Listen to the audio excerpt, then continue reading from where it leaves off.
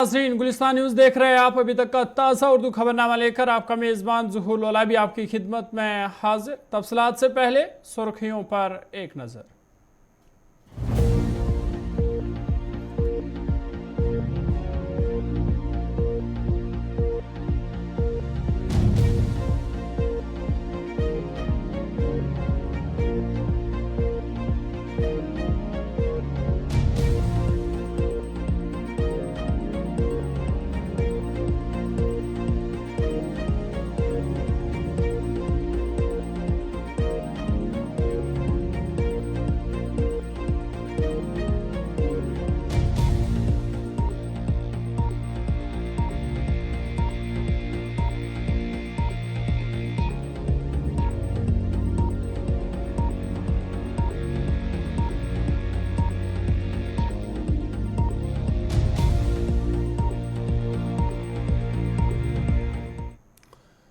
सुर्खियों के बाद खबरें तफसीलात के साथ। सबसे पहले बड़ी और अहम खबर आपको बता दें कि दफा 370 और 35A मामले पर समाअत का आज दूसरा दिन है। मुख्तलिफ दरखास्तों पर सुप्रीम कोर्ट में समाअत जारी है। सीनियर वकील कपिल सिब्बल दूसरे रोज भी दलाइल पेश कर रहे हैं। कल भी उन्होंने दलाइल पेश किए थे और आज भी फिलहाल वही दलाइल पेश कर रहे हैं और अपना मौक़िफ़ जो है वो सुप्रीम कोर्ट के सामने रख रहे हैं। आपको बता दें कि सुप्रीम कोर्ट ने आर्टिकल 370 को ख़त्म करने और साबिक़ा रियासत जम्मू कश्मीर को 2 मरकज़ के ज़ेर इंतज़ाम इलाकों में तब्दील करने को चैलेंज करने वाली दरखास्तों की समाअत कल से बाज़ाब्ता तौर पर शुरू की है और आज समाअत का दूसरा दिन है। Chief justice of India DY Chandrachud और जस्टिस संजय किशन कौल, संजीव खन्ना, BR गवाई और सूर्यकांत पर मुश्तमिल सुप्रीम कोर्ट की 5 जजों की आईनी बेंच आर्टिकल 370 और 35A को ख़त्म करने वाली दरखास्तों को जो है उस पर समाअत कर रहे हैं। और सीनियर वकील कपिल सिब्बल कल उन्होंने समाअत का आगाज़ किया और अपना मौक़िफ़ सुप्रीम कोर्ट के सामने रखा और फिलहाल वही सुप्रीम कोर्ट के सामने दलाइल रख रहे हैं। कल भी उन्होंने कहा कि 370 को आईनी तौर पर नहीं बल्कि इसको एक सियासी अमल के तौर पर देखा गया। कपिल सिब्बल ने सुप्रीम कोर्ट में बताया कि हुकूमत ने एक सियासी एक्ट के जरिए आर्टिकल 370 को हटाया, न कि आईनी तरीक़ाकार से। उन्होंने कहा कि इस तरह की सियासी अमल का तयन हिंदुस्तान की पार्लियामेंट नहीं कर सकती, बल्कि 370 को मनसूख करने का फैसला पार्लियामेंट के इख्तियार में नहीं है। और उन्होंने कहा कि यह कहना गलत है कि दफा 370 आर्जी था। आपको बता दें कि 70 घंटों का वक्त दिया है। 18 वकला अपना मौक़िफ़ जो है वो सुप्रीम कोर्ट के सामने रखेंगे। आज 10:30 से दोबारा समाअत का आगाज हुआ है और फिलहाल कपिल सिब्बल अपना मौक़िफ़ सुप्रीम कोर्ट के सामने रख रहे हैं। Because by implication 356, if not mentioned in the schedule, would have been excluded. With the greatest respect, when you say kindly read it, just see, kindly see part 18. The very fact that some articles have been excluded. Page 18, kindly see page 18, PDF page 18. Yes. Which is this? See part 18. 352, the following new clause shall be added. Above that. Correct. Part 18. Correct. And therefore there are exceptions. We are then at item. But the part applies, but there are exceptions and modifications. Like part 18 applies, for example, part 18 applies. Yes. The modification is specified below that. Yeah. Then small clause B, 13 part 3 small B. Therefore there is no dispute on The that. entire constitution has been applied. 357. Exactly. So these three articles of part. Which shall apply shall be as follows. That's kindly see, and also it says the provisions which shall apply shall be as follows. Which shall apply? They are enumerating the provisions, that's all, Madam. The next after that is what are the modifications? Yes. Or what is omitted. So That's right. mostly they are modifications, but some are omissions. Yeah. For example, in part 19, if you see, Yes, I have it. Article 362 and 365 are omitted. Omitted, yes. 366 clause 21 will be omitted. Omitted, correct. Otherwise, the whole of part Will apply. other than this will apply. That's right. The approach is instead of going provision by provision and enumerating 390. My Lord, have it. Yes. Now, provisions in case of failure of the constitutional machinery, if at any time the governor is satisfied that a situation has arisen in which the government of the state cannot be carried on in accordance with the provisions of this constitution, the governor may by proclamation, assume to himself all or any of the functions of the government of the state and all or any of the powers vested in or exercisable by any body or authority of the state, make such incidental and consequential provisions as appear to the governor to be necessary or desirable for giving effect to the objects of the proclamation, including provisions for suspending in whole or in part the operation of any provision of this constitution relating to anybody, provided that nothing in this section shall authorize the governor to assume to himself any of the powers vested in or exercisable by the High Court. We are not concerned with that. But this he can exercise without the Council of Ministers, unlike in the Constitution of India. Why? Because Jammu and Kashmir has a unique status in the context of its relationships with the government of India.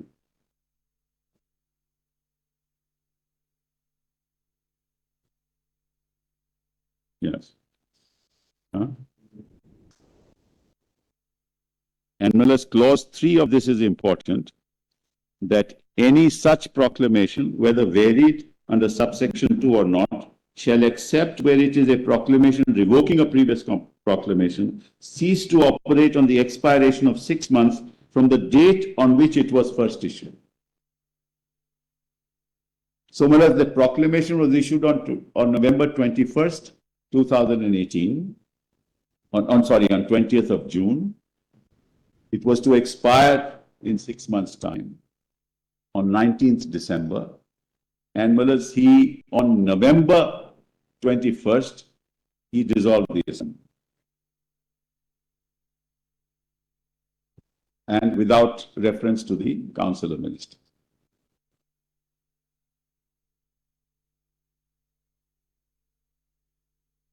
But anyway, we'll come to that a little later. Now, most important is in the context of what we've been arguing all of yesterday and today, is 147, PDF 85, sorry.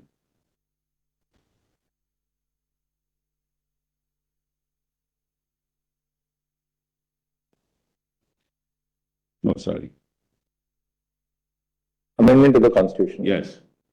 An amendment of this Constitution shall be initiated only by the introduction of a bill for the purpose in the Legislative Assembly, and when the bill is passed in each House by a majority of not less than 2/3 of the total membership of that House, it shall be presented to the Governor for his assent, and upon such assent being given to the bill, the Constitution shall stand amended in accordance with the terms of the bill, provided that a bill providing for the abolition of the Legislative Council. चलिए, supreme court की कार्रवाई को आप सुन रहे थे, जहां कपिल सिब्बल अपना मौक़िफ़ या जो उसके पास दलाइल है वो पेश कर रहे थे। आपको बता दें कि लगातार से फिलहाल अभी सीनियर वकील कपिल सिब्बल ही अपना मौक़िफ़ पेश कर रहे हैं और 10 घंटे का वक्फा उनको दिया गया है कि इतने वक्त तक वो अपने दलाइल जो है सुप्रीम कोर्ट के सामने रखेंगे। आपको बता दें कि आज दफ़ा 370 और 35A मामले के हवाले से समाअत का आज दूसरा दिन है। कल से इस पर बाज़ाब्ता तौर समाअत का आगाज़ हो चुका है और आज दूसरा दिन है। आज भी कपिल सिब्बल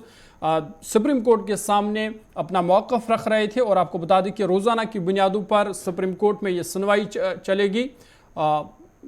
पीरवार और जुम्मा के दिन को छोड़ के रोज़ाना की बुनियादों पर दफ़ा 370 और 35A के मामले से सुप्रीम कोर्ट में सुनवाई जारी रहेगी। आगे बढ़ते इधर आज की समाअत शुरू होने से पहले एडवोकेट मुजफ्फर इकबाल खान, जो कि अर्जी गुजार भी है, उन्होंने बात करते हुए बताया कि अभी नेशनल कॉन्फ्रेंस की अर्जी पे ही समाअत हो रही है और कपिल सिब्बल को अपनी पूरी बात रखने में और भी वक्त लग सकता है। सुप्रीम कोर्ट में मौजूद हैं। आज 3 अगस्त है और आज दूसरा दिन होगा जो जम्मू कश्मीर के मसले पर यहाँ सुनवाई होगी। हमारे साथ मुजफ्फर इकबाल साहब हैं साथ में। सर, कल का दिन चला गया, कपिल सिब्बल साहब बोले, आज क्या प्रोसीडिंग होने वाली है? आज भी कपिल सिब्बल साहब उसको कंटिन्यू करेंगे। उसी जो नेशनल कॉन्फ्रेंस की पिटीशन है उसी में अभी नेशनल कॉन्फ्रेंस की पिटीशन फर्स्ट, क्योंकि सबसे पहले वही दायर हुई थी, और कपिल सिब्बल साहब ने ही ओपन करने थे आर्गूमेंट, तो अभी वो कंटिन्यू करेंगे। मुझे लगता है एक आध दिन और भी लगेगा आज के बाद भी कपिल सिब्बल साहब को कंक्लूड करने में। अच्छा, जिस तरह से एक टाइम शेड्यूल दे दिया गया है सभी वकीलों को, सभी पिटिशनर्स को, तो आपको क्या लगता है कितना समय सब में लग सकता है? देखो, समय का अंदाज़ा करना तो बहुत मुश्किल है। अभी इसके बाद सिब्बल साहब के बाद जो मेरे वाली पिटिशन है उसमें गोपाल सुब्रमण्यम साहब आर्गू करने आएंगे, तो मुझे लगता है कि भाई इसमें टाइम तो लगेगा, क्योंकि इशू ही इतना बड़ा है। मैं बताऊं कि तारीखी तौर पर अगर आप देखेंगे तो केशवानंदा भारती और एसआर बोमई के बाद 94 में जो जजमेंट आई है सुप्रीम कोर्ट की, उसके बाद ये पहला मौका है कि सुप्रीम कोर्ट को दोबारा आर्टिकल 356 को और आर्टिकल 370 के एब्रोगेशन को पहली बार कंसीडर करने का मौका मिला है। तो जाहिर सी बात है एक बहुत बड़ा इशू है।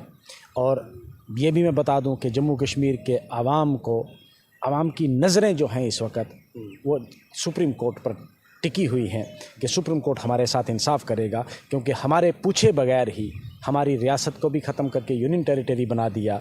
हमें जो प्रोटेक्शन मिली थी, आइन ने दी थी, कॉन्स्टिट्यूशन ने, वो ख़त्म कर दी गई। तो हर आदमी की अब कोई होप, जो the last hope of the least जिसको मैं कहूँगा, वो सुप्रीम कोर्ट पे ही है। एक अहम सवाल ये है कि कल हमने सारा दिन प्रोसीडिंग देखी, रियासत के इर्द गिर्द घूमती रही कि वहाँ पर असेंबली नहीं थी, असेंबली ना होने के बावजूद 370 हटाया गया। आप देखते हैं बहुत मजबूत है आप लोगों का ये पॉइंट। बिल्कुल हमारा मजबूत पॉइंट है कि रिप्रेजेंटेटिव डेमोक्रेसी में रिप्रेजेंटेटिव ऑफ द पीपल, जो लोगों के चुने हुए नुमाइंदे हैं, वो लोगों की तकदीर का फैसला करेंगे। बाकी पूरा मुल्क क्या सोचता है उससे फ़र्क नहीं पड़ता है, वहाँ के लोग क्या सोचते हैं। और आइन की कॉन्स्टिट्यूट असेंबली ने जो उनको प्रोटेक्शन दी थी, क्या इस तरह से बदयांती से आप उसको वायलेट कर सकते हैं, उनके जज्बात के साथ खेल सकते हैं?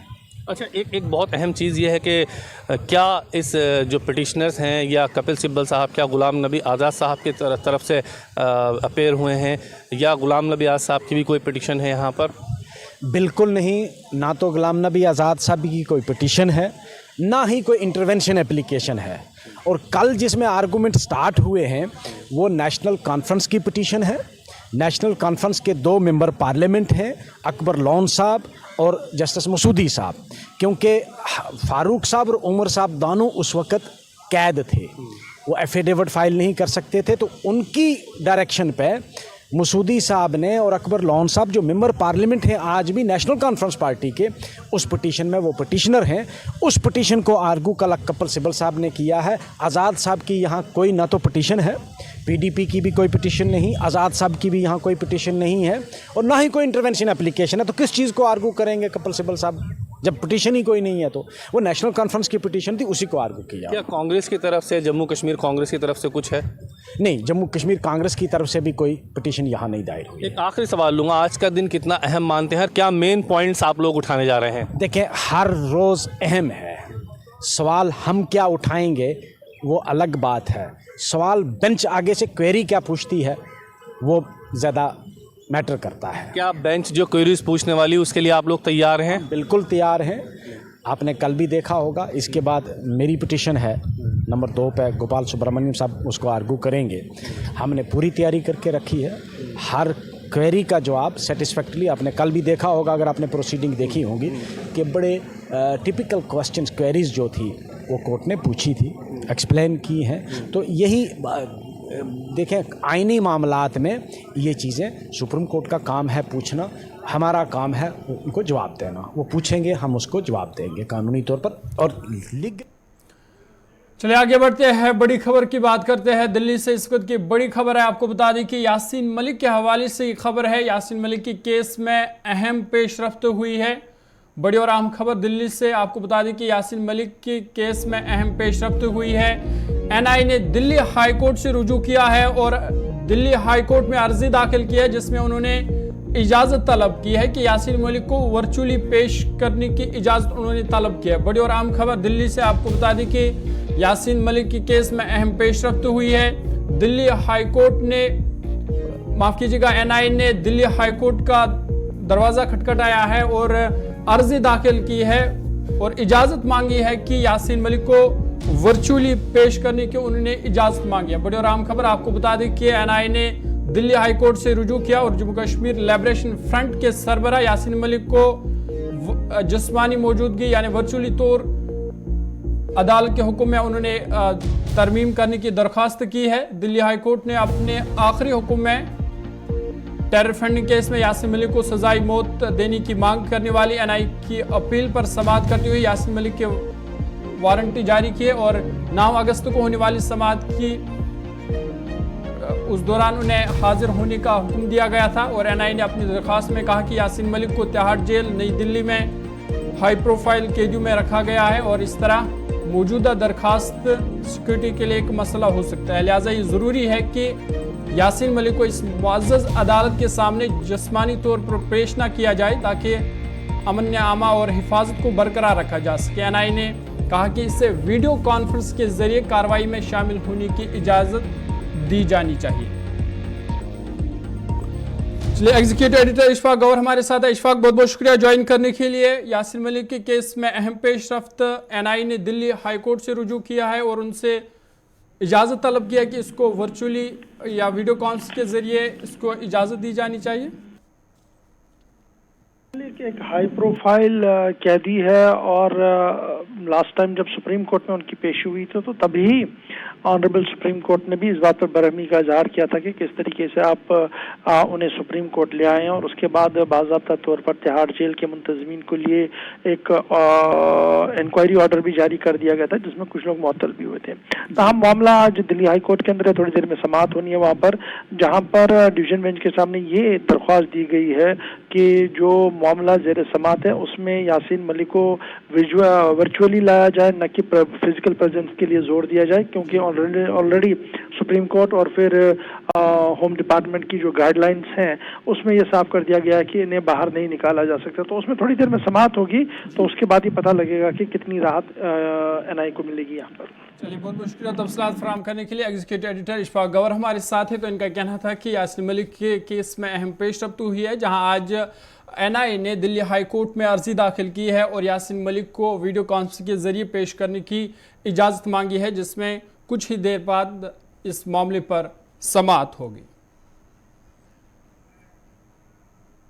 आगे बढ़ते हैं। महकमा स्कूल एजुकेशन पुंछ ने कानपुर के एक निजी कंपनी के इश्तराक से जिस्मानी तौर कमज़ोर बच्चों के लिए फिटमेंट कैंप का इनेकाद किया, जिस दौरान कई बच्चों में ज़रूरी आलात तकसीम किए गए। इस मौका पर तलबा ने खुशी का इजहार करते हुए ऐसे कैंप मुनक़्क़द करने पर इंतज़ामिया का शुक्रिया अदा किया।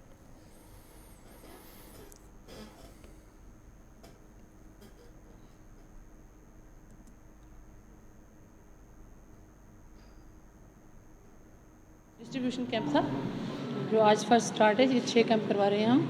ये जो बच्चे हैं ये हमारे लास्ट ईयर हमने मेजरमेंट कैंप हुआ था, असेसमेंट का मेजरमेंट कैंप हुआ था, उसमें हमारे कोई 200 बच्चे जो है वो इसमें वेरीफाई करके ले गए थे वो, और वो सामान लेके आए हैं। अब आज उसका जो है फर्स्ट कैंप हमने डिस्ट्रीब्यूशन कैंप जो है स्टार्ट किया है, आज पहला है और इसके बाद 5 कैंप अभी हो रहे हैं। इसमें हम दे रहे हैं बच्चों को wheel chair, tricycle, CP chair, can stick, Braille kit, ये एयरस एंड अप्लाइंसेस, हेयरिंग जो कान वाली मशीन है वो भी दे रहे हैं बच्चों को, जितनी भी। टोटल डिस्ट्रिक्ट में कितने बच्चे हैं हमारे? अभी डिस्ट्रिक्ट में टोटल 1500 क्रॉस है बच्चा जो है डिसेबल।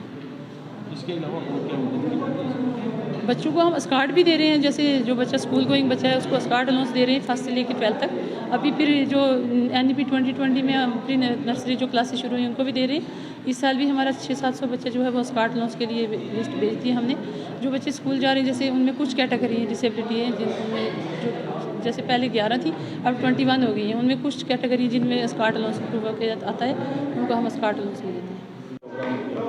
जी सर, ये हमारे जो डिस्ट्रिक्ट में पिछले साल हमने आइडेंटिफाई किए थे कैंप्स में बच्चे, कोई 200 के करीब 203 बच्चे हमारे आइडेंटिफाई हुए थे जो मतलब शॉर्ट लिस्टेड थे।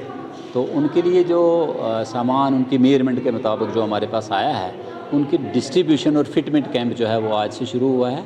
आज हमारा पहला कैंप था सर, जो जिसमें हमारे 3 जोन थे, पुंछ जोन, कन्हैया और नंगाली। तो हमारे अभी 5 कैंप सर और हैं, जिसमें हमारा सुरनकोट, बफलियाज, मेंढर और बालाकोट, ये सारे एरिया और मंडी हमने कवर करने हैं। ये उसके सिलसिले में था सर।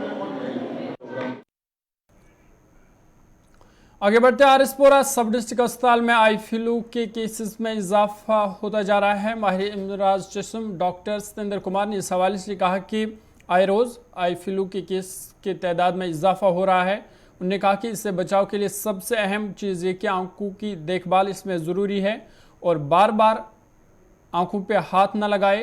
उन्होंने कहा कि मुख्तलिफ अद्वियात इस्तेमाल करने के हवाले से उन्होंने कहा कि इस बीमारी से घबराने की ज़रूरत नहीं है क्योंकि ये 6 से 7 दिन में ठीक हो जाती है।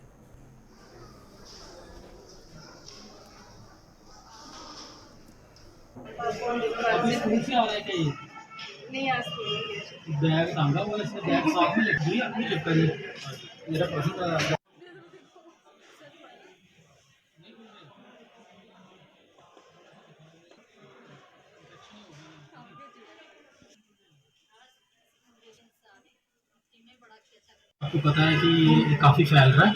इसका बचाव का यही है कि साफ़ सफाई रखनी है। अगर किसी को हो जाता है तो ऐसे दुकान से कोई ड्रॉप्स वगैरह जो स्टेरॉइड ड्रॉप्स होते हैं वो डालना अवॉइड करते हैं, क्योंकि वो डाल दिए तो फिर ये ठीक होने में टाइम लेता है और कॉम्प्लिकेशंस होने के खतरे रहते हैं। किसी को हो जाए वो अपना टॉवल अलग रखें, आँखों को बार बार धोए, थोड़ा साफ़ रखें, टिश्यू से साफ़ किया, वाइप किया और फैन किया, ठीक है। ऐसे सेम टॉवल घर के सारे बंदे यूज़ करेंगे, सारे लोग यूज़ करेंगे तो ये सभी को हो जाएगा। तो ऐसा इतना सीरियस है नहीं है, ये 5-6 दिन में रिकवर हो जाता है। लालगी रहती है आँख में, थोड़ा डिस्चार्ज रहता है, आँख में खारिश रह रही है और एक जो मैं सिम्टम देख रहा हूँ कि आँख में स्वेलिंग भी काफ़ी हो रही है और स्कूल के बच्चों में ज़्यादा हो रहा है। अगर किसी को हो जाए तो बच्चों को स्कूल भेजने से थोड़ा अवॉइड करें 2-3 दिन। तो बाकी कोई बात नहीं, अगर कोई भी प्रॉब्लम है।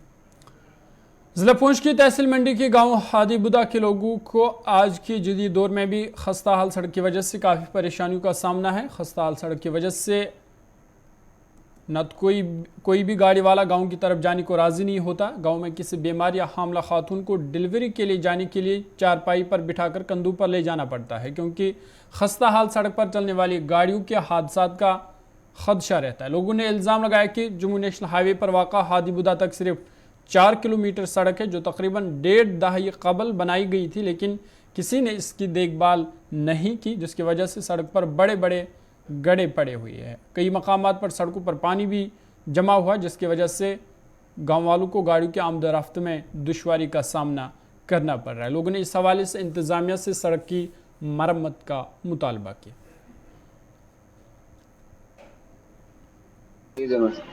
सर यहाँ दाना से ऊपर गाड़ी बेटा सर, ये रोड की आपने हालत देख ली है अभी कैसे गाड़ी जा रही है, तो क्या करें हम, जान को रिस्क है हमारी को भी। इसलिए हमारी ये अपील है कि रोड ठीक होनी चाहिए हमारी। काफी परेशानी पड़ती है हमको, सीधी यहाँ पे उतार के हम सवारी फिर गाड़ी चढ़ाते हैं हमको। जावेद इकबाल है, मैं गांव हाड़ीबुटा डिस्ट्रिक्ट पुंछ तहसील हवेली के जो यहाँ का मुस्तकिल बाशिंदा हूँ। बात इस तरह से है कि आए दिनों बहुत ज़्यादा परेशानी आ रही है हमें खासकर रोड कनेक्टिविटी में। बाकी हमारे पास अच्छी सहूलियात हैं, ऐसा नहीं है कि हम बिल्कुल महरूम हैं, लेकिन रोड कनेक्टिविटी सबसे मेन पर्पज़ है जो उसकी वजह से हम बहुत दूर हैं।